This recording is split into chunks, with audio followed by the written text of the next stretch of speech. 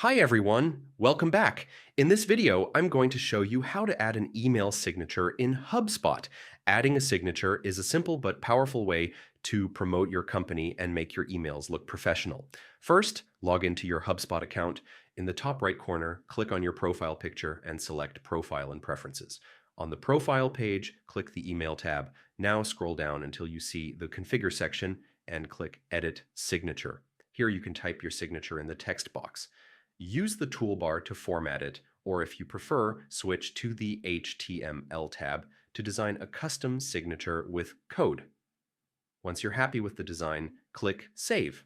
That's it. Your new signature is now linked to your HubSpot account and will automatically appear in the emails you send through the CRM. And there you have it. That's how you add an email signature in HubSpot quickly and easily. Thanks for watching. Don't forget to subscribe to the channel, and I'll see you in the next one.